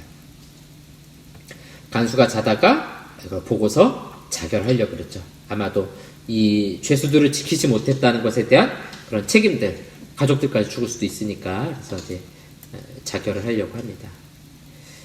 자, 바울이 크게 소리질러 이르되 내 몸을 상하지 말라. 우리가 다 여기 있노라. 그렇게 하지 말라는 거죠. 간수가 등불을 달라고 하며 뛰어들어가 무서워 떨며 바울과 실라 앞에 엎드리고. 간수가 죄수 앞에 엎드렸어요. 그렇죠? 상황이 바뀌었습니다. 그들을 데리고 나가 이르되 선생들이여 내가 어떻게 해야 구원을 받으리이까. 자, 이 질문의 의미가 뭡니까? 어떻게 해야 내가 구원을 받겠습니까? 지금 천국 가는 얘기하는 거 아니죠? 예. 이 질문의 핵심은 내가 지금 죽을 위기 가운데 있는데 감옥 문이 열리고 죄수들이 막 나갔으니까 어떻게 해야 내가 살 수 있습니까? 그 의미예요. 그 의미. 그렇죠? 거기에 대해서 바울이 답을 주죠. 이르되 주 예수를 믿으라. 그리하면 너와 내 집이 구원을 받으리라. 그러니까 예수님 믿으면 당신 죽지 않고 살 수 있습니다. 이렇게 이야기해 줍니다. 그래서 이 구원을 받으리라는 거 1차적으로 생명을 살리는 길이고요. 지금 당장 더 나아가서 2차적으로는 뭐예요? 우리의 영혼이 근본 구원을 얻는 것까지 한 번에 포함하는 이야기입니다. 그러니까 여기서 즉시로 이 가족이 세례를 받게 되죠. 그러니까 두 가지가 같이 있는 거예요. 그냥 이 죽을 상황에서 살아나는 것 동시에 세례를 받고 이들의 가족이 함께 구원을 받게 되는 사건이 여기서 일어납니다. 자, 간수가 데려다가 씻어주죠. 그러면서 온 집이 자기와 온 가족이 다 세례를 받게 됩니다. 자, 고넬료 가정에서도 있었고 루디아 가정에서도 있었고 또 이 빌립보 간수에게서도 온 가족이 함께 구원받는 사건이 등장하게 됩니다. 자, 아침이 됐습니다. 상관들이 부하들을 보내죠. 그래서 그 사람들 놓아 보내라. 아마도 뭐 조사해보니까 별거 아니었다는 거 알았겠죠. 자, 간수가 그 말대로 바울에게 말하되 상관들이 사람을 보내 너희를 놓으라 했으니 이제는 나가서 평안히 가라거늘. 자, 가라고 하는데 바울이 가만히 안 있죠. 로마 시민인 우리를 죄도 정하지 아니하고, 그러니까 공정한 재판 없이, 왜냐면 로마 시민권자들을 함부로 그 감옥에 가둬서는 안 되거든요. 재판 반드시 해야 되거든요. 이 로마는 법의 나라 아닙니까? 법하면 로마법이죠. 법의 기원인데 이렇게 불법적인 행동 안 된다는 거죠. 그래서 옥에 가뒀다 가만히 내보내려고 그냥 와서 모시고 가거라. 이렇게 아주 화가 나서 다시 한번 욱하죠. 내가 로마 시민권자인데 맞을 땐 내가 말 안 했는데 이젠 가만히 있지 못한다. 이러면서 이야기를 합니다. 그래서 그들이 친히 와서 우리를 데리고 나가야 하리라 한데, 그래서 이 끼비스 로마누스, 로마 시민, 이런 뜻입니다. 부하들이 이 말을 상관들에게 보고하니 그들이 로마 사람이라는 말을 듣고 두려워하여 와서 권하여 데리고 나가 그 성에서 나가기를 청하니. 이 성에서 좀 나가주십시오 이렇게 부탁하는 거죠. 그래서 두 사람이 바울과 실라가 옥에서 나와 루디아의 집에 들어가서 형제들을 만나보고 위로하니라. 루디아의 집에 갔더니 누가 있어요? 형제들이 있죠. 빌립보 교회가 어디서 만들어지고 있는 거예요? 루디아의 집에서 지금 만들어지고 있다라는 걸 우리가 알 수 있습니다. 자, 그리고 나서 이제 길을 따라서 데살로니가로 이동하게 됩니다. 이 길은 비아 에그나티아, 로마가 닦아놓은 길입니다. 자, 이 지도 아래쪽에 보시면요, 이 비잔티움에서부터 이렇게 빨간색으로 되어 있는 길 보이시죠? 이게 이제 비아 에그나티아입니다. 이쪽으로 가면 로마로 가는 길이에요. 그래서 바닷가에서 끝나고 바다를 건너면 이제 로마 본토로 들어갈 수 있는 땅입니다. 보시면 이렇게 돌을 깔았죠? 요거보다 좀 더 평평하게 잘 돼 있는 땅도 있는데 돌을 깔아서 말이 뛰어가기 쉽게 해주는 거죠. 마차라든가 말이 달려가기 쉽게. 그래서 또 일반인들도 갈 때는 훨씬 좋겠죠. 그리고 이게 이렇게 큰 돌을 이렇게 깔므로써 이제 배수 기능이 있어요. 이렇게 이런 데로 물이 빠져나가죠. 돌 위에는 물이 고일 수 없잖아요. 만약에 이게 그냥 다 흙길이면 비가 오거나 그랬을 때 이렇게 움푹움푹 파이거든요. 그럼 마차가 갈 수가 없어요. 바퀴가 빠져버리고 지금 우리 승용차처럼 그렇게 쿠션 좋게 가는 게 아니거든요. 그러니까 굉장히 위험할 수 있고 빨리 달릴 수가 없어요. 그래서 이런 돌을 깔아서 전쟁용 길을 만들어 놓는 겁니다. 이렇게 갈 수 있는 길을 만들어 놓는 겁니다. 자, 이제 빌립보서를 잠깐 보고 갈게요. 이 빌립보 사건을 보면서 이제 나중에 바울이 이제 감옥에 갇혔을 때 빌립보 교회에다 편지를 하게 되거든요. 그때 이 서신을 씁니다. 그러면서 내가 매여 있는 이유에 대해서 이야기하고 우리 하나님의 자녀됨의 원리와 또 두 명의 일꾼에 대해서 추천하고 또 부름의 상을 향한 우리의 삶. 이 시민권자인데 이제 거기서 직접 뭐 로마 시민권 이야기를 하지 않지만 그 시민권이라는 단어 자체가 그 당시에는 이제 로마에서 쓰는 거거든요. 그래서 바울이 쓰는 용어들의 상당히 많은 부분이 로마에서 쓰는 용어들, 단어들, 법적인 용어들 이런 것들 다 씁니다. 믿음으로 구원받는다, 칭의라고 하는데 그 안에 이제 다 법적인 용어들을 쓰는 거예요. 또 로마서 8장에 보면 우리 양자됨 이런 이야기 하죠. 그래서 양자 제도가 로마에 주로 있었던 거거든요. 영화 배너에 보면은 그 해군 제독이 죽을 위기 가운데 있을 때 배너가 살려주잖아요. 도와주잖아요. 그래서 자기 양자 삼아버리거든요. 그래서 그 인장 반지 딱 꽂아주는 걸 하거든요. 그게 뭐냐면은 자기 양아들을 삼는 거예요. 양자. 그러면 이제 로마 시민권자가 되는 거죠. 굉장한 특권을 가지게 되는 거죠. 마무리 인사를 하게 됩니다. 그러면서 고난 가운데 기쁨의 삶을 살아갈 것을 빌립보 성도들에게 권면하고 있어요. 그러니까 빌립보 성도들은 너무나 잘 아는 거예요. 바울과 실라가 이렇게 환상을 따라 또 그 하나님 인도하심을 따라 빌립보에 왔지만 기다린 것은 매맞고 감옥에 갇히는 그런 고난이었잖아요. 그 옥중에서도 하나님을 찬양하고 기도하는 것들. 그런 우리 그리스도인의 고난 가운데 기쁨에 대해서 강조하는 서신이 바로 빌립보서입니다. 자, 이제 빌립보에서 또 이동을 하게 됩니다. 이제 17장으로 넘어갑니다. 그들이 암비볼리와 아볼로니아로 다녀가. 저 위에 보시면은 빌립보 왼쪽에 여기 암비볼리, 아볼로니아 이런 도시들 보이시죠? 그래서 이 빨간색 줄, 이 에그나티아 도로, 비아 에그나티아 요 길을 따라서 데살로니가로 이동을 하게 됩니다. 그리고 데살로니가에 가서는 유대인의 회당이 있는 걸 보게 됩니다. 그러니까 빌립보는 유대인들이 많지 않았던 것이고 데살로니가는 이 당시에 마게도니아의 수도였거든요. 그러니까 유대인들이 많은 거예요. 많기 때문에 유대인의 회당들도 만들어 놓고 그래서 바울이 관례대로 그들에게로 들어가서 회당에 들어가서 새 안식일에 3주 동안 성경을 가지고 강론합니다. 우리가 봤던 것처럼 회당에서는 어때요? 랍비들이 성경을 꺼내서 읽고 강론하고 또 거기에 대해서 같이 토의하고 의논하고 그런 일들 하죠. 그러면서 바울이 거기서 이제 복음을 전하게 되는 겁니다. 자, 이제부터는 좀 도시들을 조금씩 살펴볼 거예요. 요 데살로니가는 이제 마게도냐 왕 카산드로스가 건설했는데요. 자기 왕비였던 테살로니가 자기 아내의 이름을 따서 만든 도시입니다. 이 당시에 마게도냐의 수도였습니다. 뭐 수출한다거나 뭐 농산품이 이동된다거나 아주 이제 좀 풍성하고 상당히 잘 사는 도시였어요. 그래서 그 다음 문장 보시면 로마를 가로지르는 아피아 가도 끝에서 이거 뭐냐면은 로마 땅 이탈리아 반도 끝까지 쭉 이어진 아피아라는 도로가 있어요. 거기서 끝나고 배 타고 그리스로 넘어오면 에그나티아라는 길이 쭉 연결이 되는 겁니다. 거기서부터 요 중간에 딱 중간쯤에 위치한 도시가 바로 데살로니가입니다. 그러니까 교통이 굉장히 좋았겠죠. 고속도로가 아주 잘 뚫려 있으니까. 그래서 정치, 경제 중심지인 도시였다. 그래서 유대인들도 많이 있었다. 유대인이 많이 있다는 것은 그 도시가 크다는 이야기이기도 합니다. 자, 해당에서 이제 말을 합니다. 뜻을 풀어 그리스도가 해를 받고 죽은 자 가운데 다시 살아날 것을 증언하고 이르되 내가 너희에게 전하는 이 예수가 곧 그리스도라. 나사렛에서 태어난 그 예수님이 바로 구약에서 예언하고 있는 그리스도, 죽었다가 다시 살아날 그 메시아이시다 하는 거죠. 그래서 경건한 헬라인의 큰 무리와 적지 않은 귀부인이 이 말씀을 듣고 따르게 됩니다. 그러니까 이 사람들이 데살로니가 교회의 신자들이 되기 시작을 하는 겁니다. 자, 그러다 보니까 그러나 유대인들은 시기하여 저자의, 자, 여기서 말하는 저자, 아고라, 아까 장터라고도 번역했었죠. 이 아고라에 있는 불량한 사람들을 데리고 떼를 지어 성을 소동하게 하여 야손의 집에 침입하여 그들을 백성에게로 끌어내려고 찾았으나, 자, 야손의 집에 왔다는 건 무슨 말일까요? 데살로니가 교회가 누구의 집에서 모인다는 거예요? 야손의 집에서 모이고 있다는 이야기입니다.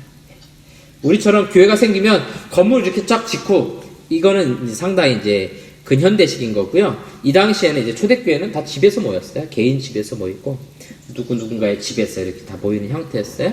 그러니까 아마도 뭐 야손이 회당장일 수도 있고, 뭐 정확하진 않지만, 예. 이 야손의 집에서 이 선교팀 일행이 머물면서 또 여기서 이제 교회가 시작된 것 같아요. 아마도 바울은 없었던 것 같아요. 이 당시에 바울과 바나바 일행은 없으니까 어떻게 하냐면은 발견하지 못함에 야손과 형제들을 끌고, 여기서 말한 형제들은 뭐예요? 이 데살로니가 교회 신자들을 말하는 거죠. 이 당시에 예수님 믿게 된 사람들.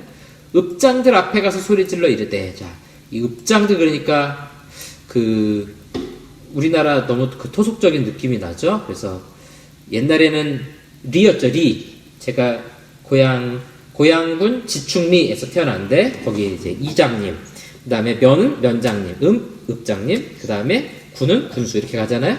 약간 그런 느낌인데, 자, 번역이 좀 아주 토속적으로 해가지고. 자, 도시의 행정관 6명으로 구성된 행정 조직이에요. 읍장들이라는 게. 그래서 특히 이제 민회와 시의회를 소집할 수 있는 권한이 있었는데, 자, 민회라는 단어를 보세요. 이게 에클레시아거든요. 에클레시아가 지금의 우리 교회를 에클레시아라고 불러요. 근데 원래 에클레시아는 민회, 시민권을 가진 사람들의 모임이에요. 도시의 중요한 행사들, 결정, 세금, 전쟁 이런 것들을 결정할 수 있는, 투표를 할 수 있는 그런 모임, 우리로 말하면 국회 같은 겁니다. 그게 원래 에클레시아. 그래서 에클레시아 모임, 그 다음에 또 시의회라는, 아마도 더 거기서 또 이제 선출된 사람들이겠죠. 그런 사람들, 높은 사람들을 모을 수 있는 그런 권한을 가진 게 바로 6명 정도의 행정관으로 모여진.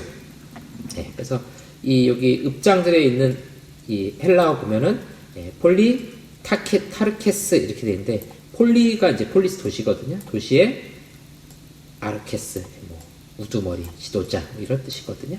네. 자, 여기 데려가서 말하죠. 야손이 그들을 맞아들였다. 이 야손이라는 사람이 바울과 신라 이 선교팀들 맞아들였다 하는 거죠. 그러면서 이제 고소하죠. 다 가이사의 명을 거역하여. 이 가이사는 황제입니다. 씨죠.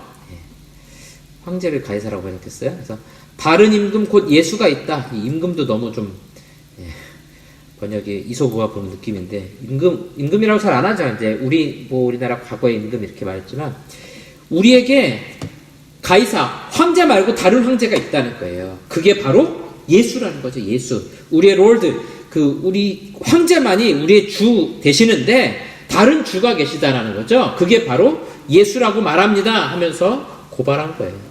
자, 무리와 읍장들이 이 말을 하고 소동하여 야손과 그 나머지 사람들에게 보석금을 받고 놓아주니라. 그러니까 아마도 이 야손과 그 나머지 형제들, 신자들에게 돈 받고 풀어줬는데, 뭐 약속을 했겠죠. 이제 그 사람들 앞으로 받아들이지 말고. 특히 유대인들이 주목하는 사람은 누구냐면 바울이에요. 바울. 신라 잘 몰라요. 디모데는 유대인이라고 생각도 안 하는 사람이에요. 루스드라에서 태어난 사람이잖아요. 누가는 아예 그 헬라인이거든요. 그러니까 나머지 다 헬라인 같은 사람들이고, 유대인들이 계속해서 지금 불편하고 문제가 되는 사람은 바울입니다. 바울. 정통 유대인이고 그 가말리엘 출신의 바리새인 있잖아요. 아주 유명한 사람이거든요. 네. 자, 이제 상황이 이 정도 됐어요. 자, 좀 지도를 좀 보고 가겠습니다. 이제 이게 데살로니가의 아고라인데요. 제가 오늘 그 큐티책이 11호로가 왔거든요. 근데 보니까 11호로 큐티책이 데살로니가 전후서하고 골로새서인가 그렇더라고요. 근데 그 데살로니가 그 제일 앞에 소개해 보니까 요 그림이 딱 들어가 있더라고요. 예. 예, 이게 유명한 그림에 데살로니가에 가서 이제 직접 찍은 그림이거든요. 요게 이제 광장인 거죠. 여기 사람들이 모여가지고 막 토론하고 이야기하고 하는 그런 장소인 겁니다. 왼쪽에 그림 보시겠어요? 보시면 이 제일 왼쪽에 있는 게 로마 이탈리아 반도잖아요, 지금. 그래서 로마 중심으로부터 이렇게 온 길, 요게 이제 비아 아피아 해가지고 아피아 도로라는 길이고요. 그 다음에 이 마게도냐 땅에서부터 쭉 연결되는 요 고속도로, 예, 요게 바로 에그나티아라는 고속도로. 네, 우리식의 고속도로는 아니고요. 이 당시에 이제 고속도로가 되는 거죠. 그래서 요 길을 이렇게 이제 해놨기 때문에 이 로마에서 마게도냐로 갈 때 이 위로 이렇게 쭉 돌아가는 게 굉장히 멀거든요. 육로로 가는 게 굉장히 멀어요. 근데 바로 갈 수 있는 길인 거죠. 요 바다만 살짝 건너면은 이제부터는 이동하기가 편하고 쭉 끝까지 가서 이스탄불 인데까지 가면은 예, 요 터키 땅으로도 이동할 수 있는 길인 거죠. 정복을 위해서 이렇게 다 길을 닦아놓은 겁니다. 조금 더 볼게요. 지도 좀. 자, 이제 로마 본토를 좀 볼게요. 이제 이탈리아 반도잖아요. 제일 위쪽에가 보시면 요 위에가 이제 알프스 산맥이죠. 아주 이제 험준한 땅이고 여기 이제 로마 핵심 도시가 있고요. 여기 도시를 중심으로 이제 마게도냐 땅이라든가 아시아로 갈 수 있는 요 빨간색 도로 이제 이게 그 아피아라는 도로고요. 밑으로 내려온 도로 있고 또 북으로도 이렇게 올라갈 수 있는 도로들이 사방으로 나 있어요. 그래서 모든 길은 로마로 통한다. 이거는 로마가 교통이 좋다 이야기가 아니고요. 로마가 정복하기 위해서 길을 로마 중심으로 다 뚫어놨다는 겁니다. 이 당시에. 그래서 로마로 가는 방향으로 다 돼 있다는 거죠. 우리 그 지방에 내려가서 서울로 올라올 때 표지판 보는 게 되게 쉬워요. 저희 처가댁이 여수라서 갔다가 올라오면서 보면은 항상 표지판에는 서울로 가는 쪽이 자주 나옵니다. 자주. 왜냐면 결국 그쪽으로 차가 많이 가고 사람이 많기 때문에 지방에 내려갈 때는 표지판이 막 찾기가 어렵지만 서울 쪽으로 가는 거는 항상 표지판이 잘 돼 있어요. 그래서 여기서 로마 제국 내 길이 다 그런 식으로 되는 거죠. 큰 도로들은 다 로마라는 대도시를 향해 갈 수 있도록 이렇게 뚫려 있다는 겁니다. 이 이야기를 왜 하냐면 결국 이런 도로가 로마 제국은 정복의 도로였잖아요. 근데 바울에게는 복음 전파의 도로로 사용되게 되는 거죠. 같은 도로이지만 용도가 달라지는 거예요. 여기 보시면 실제로 이 에그나티아 도로는 굉장히 꼬불꼬불해요. 지금처럼 우리처럼 이렇게 고속도로로 터널 뚫지 못하거든요. 네, 이 당시에 이렇게 꼬불꼬불하지만 그래도 이런 길이 보시면 그 다음에 보면 이렇게 조금 평평하거든요. 상당히. 그래서 돌을 좀 많이 깔아서 평평해가지고 마차라든가 또 기마병이라든가 사람들이 가기에 상당히 좋은 도로를 만들어 놓은 거죠. 또 이렇게 도로를 뚫어놔야만 도둑들이라든가 해적들이 들끓지 않도록 좀 도울 수가 있죠. 빨리빨리 이렇게 군사들이 이동할 수 있기 때문입니다. 자, 그 다음 보겠습니다. 이제 우리 데살로니가에서 있었던 거 정리해보면은 3주 동안 말씀 전했다. 그리고 유대인들이 와가지고 바울 잡으려고 했는데 못 잡고 야손하고 데살로니가 교회 신자들만 잡아가지고 고소하려고 했었다 하는 것까지 봤어요. 자, 그래서 계속해서 있으면 잡히잖아요, 바울이. 그러니까 밤에 형제들이 바울과 실라를 베레아로 보내게 됩니다. 자, 옆에 아주 가까운 도시예요. 조금만 가면은 베레아가 이렇게 있습니다. 그들이 이르러 유대인의 회당에 들어가니라. 베레아에서도 또다시 유대인의 회당으로 들어가게 됩니다. 우리 지난번 1차 선교여행 때 발에서 먼지를 떨어버리는 그런 일을 하잖아요. 피시디 안디옥에서. 그랬음에도 불구하고 계속해서 바울은 회당을 중심으로, 그러니까 디모데한테 왜 할례를 줬는지 아시겠죠? 회당 안에 들어갔고 유대인들을 만나려면 계속해서 접촉해야 되기 때문에 할례를 주고서 같이 가는 거죠. 자, 베레아 어감이 좀 안 좋죠. 이단이 있어가지고 어감이 안 좋은데 베레아 아주 좋은 도시예요. 여기 보면은 자, 데살로니가에 있는 사람들보다 더 너그러워서 아주 마음이 넓은 사람들. 간절한 마음으로 말씀을 받고, 한마디만 해도 아멘, 아멘 하면서 막 말씀 연구하고 이랬던 사람들인 거죠. 이것이 그러한가 하여 날마다 성경을 상고함으로, 목사님이 말씀 전하니까, 진짜 그런가 하면서 성경 열심히 보면서 공부하는 그런 사람들인 거죠. 그 중에 믿는 사람이 많고, 또 헬라의 기부인과 남자가 적지 아니하나. 상당히 많은 사람들이 복음을 듣고 믿게 된 것 같습니다. 그러니까 여기에서도 신자들이 생겨나니까 이제 불편한 사람들 누구예요? 그 옆 동네에 있던 유대인들. 아니 잡으려고 했더니 도망갔어? 베레아에서 열심히 전도하고 있어? 거기 신자도 많이 생겨났어. 그러니까 어떻게 합니까? 베레아에 와서도 또 무리를 움직여서 소동하게 합니다. 1차 선교회 때도 그랬죠? 비시디아 안디옥에 있다가 이고니온으로 오고 또 루스드라로 오고 이렇게 쫓아오는 거잖아요. 계속해서 이 유대인들이 와가지고 해방을 놓게 됩니다. 자, 형제들이 곧 바울을 내보내어 바다까지 가게 하되, 자, 여기 위에 보시면 베레아가 약간 내륙이죠. 그래서 바닷가 쪽 좀 가야 되는데 이 중간에 여기 이제 올림푸스 산이라고 높은 산이 막혀져 있어요. 자, 그래서 어떻게 하냐면 실라와 디모데는 아직 거기 머물더라. 누구만 나왔어요? 바울만 나왔어요. 바울만, 왜냐면 유대인들이 지금 잡는 사람 바울이잖아요. 바울만 나와서 이제 바울만 나오고 나서 바울이 실라와 디모데를 기다려요. 그리고 얼마 사용 못했던 데살로니가에 대한 그런 마음을 어디서 알 수 있냐면은 데살로니가 전설을 보면 바울의 마음을 느낄 수 있습니다. 그래서 오늘 제가 이제 낮에 데살로니가 전설을 쭉 읽으면서 이런 마음이었구나. 자기가 얼마 복음 전하지 못하고 나왔는데 거기 신자들이 아주 잘 자라나고 있고 또 그 실라와 디모데를 다시 데살로니가에 보내서 어떻게 그 교회를 든든하게 세우고 있는가 너무너무 궁금한 거죠. 그리고 나중에 그 이야기 들었을 때 굉장히 기뻐하는 그런 내용들을 볼 수 있습니다. 자, 15절 볼게요.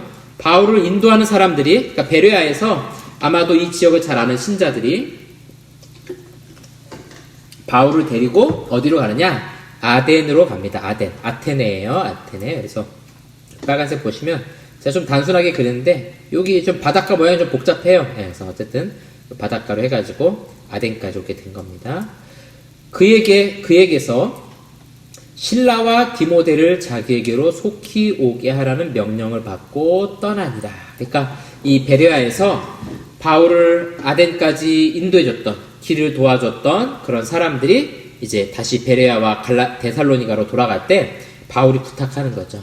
실라하고 디모데 빨리 좀 여기로 올 수 있게 해주세요 하고 부탁한 겁니다. 자, 그래서 아덴에는 지금 누가 있어요? 바울하고 누가가 같이 있는 것 같아요. 예. 이거는 성경에 정확히 안 나오는데 이제 17장에 나오는 아덴에서 사건을 보면 이렇게 상세히 기록할 수 있는 거 보면 누가가 바울 따라갔던 게 거의 분명합니다. 또 바울이 몸이 안 좋잖아요. 그래서 따라간 거고요. 실라하고 디모데를 데살로니가에 보냅니다. 예. 여기 이제 베레아에 남아있다는 거는 데살로니가하고 베레아에서 사역을 하는 거예요. 왜냐면은 데살로니가 3주밖에 못 있었잖아요. 그렇기 때문에 아직 교회가 든든히 서지 못했다 생각하고 사역하고 돌아오기를 기다리게 됩니다. 자, 이제 바울이 누가하고 아테네에 이제 있으면서 아주 신기한 걸 보죠. 아테네에 왔더니 어때요? 그 성에 우상이 가득한 걸 보고, 여기는 뭐 우상 천지인 거예요. 천지. 그 일본에 가면 아주 우상이 많잖아요. 거긴 뭐 아까 누가 그러시대요? 사람 숫자보다 우상 숫자가 더 많다고. 거기 뭐 가는 곳곳마다 그냥 우상이고. 예, 제가 일본에 한번 이제 간 적이 있었는데 그 절이 있어요. 절에 들어갔더니 무슨 물이 있더라고요. 그래서 그 물이 있고 거기에 무슨 종이 같은 걸 막 이렇게 사람들이 던져서 떠다니게 하는데 처음에 저거 뭔가 했더니 거기 있는 이제 우상 신들에게 자기 소원을 써가지고 그 물에다가 띄우는 그런 거더라고요. 돈 주고 사가지고. 그러니까 막 온갖 그 잡신이 가득한, 특히 이제 아덴 같은 경우는 우리가 그리스 신화에서 보는 것처럼 수많은 신들이 있잖아요. 그냥 신들이 아니라 그 섬기는 신들인 거예요. 자기들이. 그래서 곳곳에 막 제단이 있고, 우리가 아는 것처럼 심지어 알지 못하는 신에게 이렇게 바쳐진 제단도 있었잖아요. 그 정도로 신이 많아져. 격분하는 거죠. 막 분노하는 거죠. 이 사람들 보면서. 신기하죠? 아테네는 철학의 도시잖아요. 의학이 발달했던 도시잖아요. 그렇게 이성적으로 발달했던 도시인데 어떻게 저렇게 많은 잡신들을 섬기고 있을까요? 참 이게 신기한 일이에요. 그래서 자, 회당에서는 유대인과 경건한 사람들, 이 사람들하고 이제 말씀 가지고 토론하는 거고, 장터에서는 아고라죠. 아고라에서는 날마다 만나는 사람들과 변론하니, 이제 그 바울이 지금까지 할 수 있는 모든 그 재능과 능력을 살려서 계속 그 사람들하고 변론하는 거예요. 신라와 디모데를 기다리면서 이 가득한 우상들, 어떤 에피쿠로스와 스토아 철학자들, 또 바울과 쟁론할세, 이 말쟁이가 무슨 말을 하고자 하느냐, 이 표현을 이제 우리 다음 주에 알아볼 텐데요. 오늘은 요 에피쿠로스하고 스토아 철학자 이 부분까지만 좀 볼게요. 아덴하고.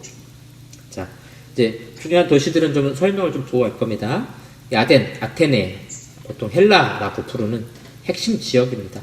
헬라는 원래 그리스라는 단어예요. 그리스어로 자기 나라 그리스를 부르는 발음이 헬라입니다. 그래서 이 마게도니아에서부터 이 아가야 이르기까지 이 오른쪽에 아주 큰 산맥이 있어요. 자, 그 다음에 그 제일 아래쪽에 있는 지역을 펠로폰네소 반도, 이건 이제 우리가 좀 뒤에서 지도에서 좀 보겠습니다. 고대에는 아테네가 굉장히 유명했죠. 이 성경 당시에는 이제 고린도가 아가야의 수도였어요. 시대가 바뀌면서 이제 수도가 좀 바뀌어요. 우리가 잘 아는 것처럼 소크라테스나 이런 사람들이 살던 BC 5세기, 6세기 이런 때는 이제 아테네하고 스파르타가 가장 중요한 도시 국가였죠. 이 두 나라를 중심으로. 그래서 아테네의 해군, 스파르타의 육군, 아주 굉장히 유명하잖아요. 그래가지고 이제 그 페르시아가 쳐들어올 때 같이 동맹하기도 하면서 막기도 하고, 우리가 잘 아는 마라톤 전투라든가 이런 것들이 다 이제 그 당시에 있었던 페르시아에 대한 또 방어, 그런 거 보면은 굉장히 도시국가들이 전쟁에 능했던 걸 알 수 있죠. 가장 강력했던 도시들이에요. 근데 이제 시간이 가면서 점점 쇠퇴해 가는 거예요. 쇠퇴하면서 철학으로 유명했던 도시들 점점 쇠퇴하면서 우상이 가득한 도시들로. 그래서 철학 용어도 거의 헬라어죠. 그다음에 의학 용어도 이제 거의 헬라어에서 다 이제 어원을 가져와서 하고 있고요. 신학 용어도 헬라어에서 많이 갖고 있습니다. 왜냐하면 이제 신약 성경이 헬라어로 쓰여졌기 때문에. 그래서 우리나라에서 이 그리스어 가르치는 학교들이 몇 개 안 되죠. 자, 고린도는 상업적으로 부유한 도시였어요. 왜냐면 이제 바닷가에 있고, 좌우에 있는 그 항만 도시들을 연결할 수 있는 그런 지역에 있었기 때문에 부유한 도시였습니다. 자, 철학으로 번성했던 도시, 또 그리스 신화의 중심 도시. 이 당시에는 한 3만 명 정도, 그렇게 뭐 아주 큰 정도는 아니죠. 이 정도면. 유대인들은 한 BC 4세기경부터 거주했던 것 같아요. 그래서 오늘날 사진인데요. 이런 것들이 다 신전이잖아요. 근데 이제 이거 많이 허물어져서 이 정도 남은 거지만, 바울이 이런 아고라 이런 데 와서 딱 내려다봤을 때 이 수많은 그 신전들과 우상을 섬기는 사람들, 거기서 또 서로 쟁론하고 이야기하는 수많은 사람들, 그런 것들을 보면서 격분하고 또 같이 쟁론했던 그런 모습들을 좀 상상해 볼 수 있을 것 같습니다. 자, 지도를 좀 보시면요. 요 지도의 윗부분이 이제 우리가 마케도니아라고 부를 수 있는 지역이고요. 요 녹색 아랫부분이 이제 아가야입니다. 그래서 그냥 요 전체적으로 우리가 그냥 헬라라고 부르고요. 그리스라는 단어거든요. 보시면 그 중간에 올림푸스 산이 있어요. 높은 산맥이 이렇게 자리하고 있어서 바다로 오는 것이 훨씬 유리합니다. 보시면 여기 아테네가 있고 밑에 스파르타가 있죠. 그렇죠? 근데 우리 신약 성경에는 스파르타 얘기는 안 나와요. 그러니까 이 당시엔 이미 좀 쇠퇴했고 이제 뭐 여러 가지 동맹 관계라든가 이런 것 때문에 아테네가 사실 이제 마지막에 좀 거의 승자가 되고 스파르타는 이제 많이 쇠락해 가거든요. 근데 이 당시에는 아테네도 거의 많이 쇠락했고, 오히려 이 고린도, 여기 있는 이 바닷가 도시거든요. 이 동쪽에 있는 바다와 서쪽에 있는 이 항만, 이 사이를 연결할 수가 있어요. 그래서 이제 다음 시간에 보겠지만, 강의 안에 제가 넣어드릴 텐데, 여기에 이제 그 운하도 있어요. 운하.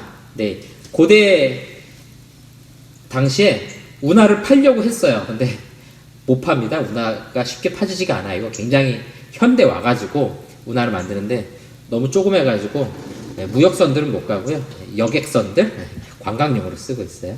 자, 그래서 요 밑에가 이제 펠로폰네소스 반도라고 부르는 아주 큰 반도가 있게 되는 거죠. 자, 바울이 그래서 요 데살로니가, 베레아, 요 마게도냐에서 혼자 아테네 와가지고 혼자 고군분투하고 있습니다. 싸웠던 두 분파만 오늘 좀 살펴볼게요. 하나는 에피쿠로스 학파 사람들, 우리가 쾌락주의라고 부르죠. 에피쿠로스. 근데 이거는 뭐 육체적인 쾌락은 아니고요. 정신적인 쾌락? 그렇게 말하는 게 맞아요. 그래서 방탕함을 말하는 건 아닙니다. 여기 아타락시라고 썼는데 어떤 평온한 상태, 이런 우리 정신적으로 그런 평정 상태, 평안한 상태, 또 고통과 혼란으로부터 해방되는 요게 이제 쾌락의 상태이고, 이게 철학의 목적이고 사실은 우리 인생의 목적이 되는 거죠. 죽음은 두려워할 대상이 아닙니다. 왜냐면 죽을 때 더 이상 존재하지 않기 때문에 뭐 고통이라든가 혼란이라든가 이런 것들로 굉장히 자유하죠. 자, 그리고 신이 이제 신에 대한 개념이 중요한데, 존재에 대해서는 부인하진 않아요. 근데 현세에 관여하지 않습니다. 관여하지 않는 신. 굳이 벌할 필요도 없어요. 예, 신하고 이 세계라는 것은 딱 멀리 떨어져가지고 서로 관여하지 않습니다. 요 뒤에서 한번 다시 정리할게요. 그 다음에 스토아 철학, 이제 공공건축, 스토아가 이제 공공건축을 말하는데 강의 안에 이거 좀 오타가 났어요. 공곤이라고 제가 잘못 썼는데 공공입니다. 이 주랑에서 강의를 했기 때문에 이제 그렇게 쓰여지는데, 후기 스토아파 보통 말하고요. 이것도 오래된 사상이에요. 이제 지금도 통하는 거죠. 세상의 모든 것이 물질이라는 겁니다. 물질. 사람도 뭐예요? 물질의 일부죠. 그렇죠? 사랑 뭡니까? 사랑? 그냥 우리 몸에 있는 호르몬의 변화일 뿐이에요. 호르몬도 결국은 물질의 일부일 뿐인 거죠. 그렇게 분석하는 건 결국 이 유물론적으로 가게 돼 있어요. 다 유물론이거든요. 그럼 죽음은 뭡니까? 그냥 물질에서 물질로 가는 거예요. 그러니까 죽음은 슬프거나 고통스러운 것이 아니라 그냥 원래 있던 대로 가는 겁니다. 이거 허무주의로 가야 정상 아닌가요? 자, 그래서 신의 어떤 특별한 존재, 인격체 이렇게 보지 않아요. 그래서 그냥 어떤 만물 위에 작용하는 원리, 이걸 로고스라고 말하거든요. 봄, 여름, 가을, 겨울이 오는 자연스럽게 세상이 작동하는 이런 원리가 로고스인데, 신은 그냥 로고스일 뿐이에요. 그래서 만물이 다 신인 겁니다. 모든 것이 다 그냥 물질이고 그 자체 안에 신이 깃들여 있는 거죠. 그래서 이거는 범신론이에요. 범신론. 만물이 다 신이라는 거죠. 자, 그래서 정리해보면 에피쿠로스 철학은 결국 이제 근대에 나왔던 이신론하고 비슷해요. 이신론 뭐냐면은 신이 세상을 만들어 놓고 건드리지 않는 거예요. 알아서 돌아가고 있기 때문에, 알아서 그냥 돌아가기 때문에 관여하지 않아요. 그래서 이제 칼빈이 기독교양에서 에피쿠로스 철학하고 스토아 철학 이야기 하거든요. 이렇게 비유서요. 에피쿠로스 철학에서 말하는 신은 한가로운 신. 신께서 하실 일이 없어요. 알아서 잘 돌아가고 지들끼리 지지고 보고하기 때문에 그냥 냅두면 되는 거예요. 이런 관여하지 않는 신, 이거 성육신하고 다르죠. 우리 하나님은 어떠세요? 내버려 두는 것이 아니라 우리를 구원하시기 위해서 신이 인간의 몸을 입고 이 땅에 오시잖아요. 전혀 다르죠. 여기 신이 간섭 안 합니다. 스토아 철학은요, 이거 범신론이에요. 만물이 신입니다. 인격적인 신이 있을 수가 없어요. 이거 유물론입니다. 이거 오늘날에 다 통용되는 거죠. 지금도 뭐 유물론자들 많잖아요. 이 세상 모든 것이 다 그냥 물질이고, 죽음은 그냥 끝나는 거예요. 거기서 뭐가 더 있거나 전혀 뭐 영혼이 있거나 이렇게 생각하지 않죠. 그냥 물질이 물질로 돌아가는 것 뿐입니다. 그러니까 이 사람들에게 있어서 죽음? 이거 피해야 될 대상이 아니에요. 심판? 뭐 이런 거는 말도 안 되는 거예요. 왜 죽음이 심판이에요? 물질로 돌아가는 거라고 생각하죠. 부활? 당연히 필요 없죠. 그러니까 하나님이 인간의 몸을 입고 이 땅에 온다? 뭐 그 이유가 없어요. 우리가 왜 죽음이 뭐 나쁜 건가?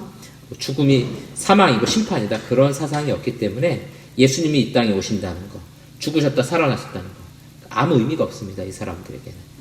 이런 사람들하고 이제 바울이 토론하고 쟁론하고 있는 겁니다. 자, 오늘은 여기까지 해서 다음 주까지 바울이 계속 아테네에서 싸우고 쟁론하는 걸로 하고요. 이제 우리 다음 주는 여러분들이 2차 선교의 마지막까지 우리가 볼 거예요. 그래서 오늘 17장 우리가 18절까지 했는데 다음 주 18절 그 뒷부분부터 하겠습니다. 그래서 17장까지 보고요. 3차 선교 여행을 좀 들어갈 겁니다. 들어갈 거고요. 그래서 여러분들이 우리 했던 내용들 쭉 보시면서 이 도시들을 따라가면서 어떻게 복음이 전파되었는지를 한번 잘 정리하시고 다음 주에는 2차 선교 여행 마무리하고 1, 2차 어떻게 진행되는지 한 번 더 그림으로 그려보고 그 다음에 3차 선교여행 중에서 한 3분의 2 정도까지는 우리가 할 수 있을 것 같아요. 그래서 그렇게 진행하도록 하겠습니다. 자, 오늘 우리 정리하면요. 15장에서는 이방인의 구원, 믿음으로 구원받는다. 다만 음행과 우상에게 바친 음식 먹지 말아라 하는 편지를 전하게 됩니다. 2차 선교여행을 출발하게 되죠. 그래서 우리 아까 중간에 봤던 것처럼 2차 선교의 가장 핵심이 되는 지역들 우리 같이 좀 살펴봤는데요.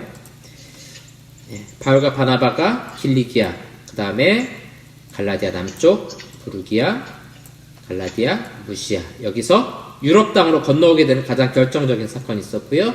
그리고 아덴까지 이동했습니다. 이렇게 우리 2차 선교여행 여기까지 정리하도록 하겠습니다. 이제 고린도 사역이 조금 핵심 내용이 좀 있고요.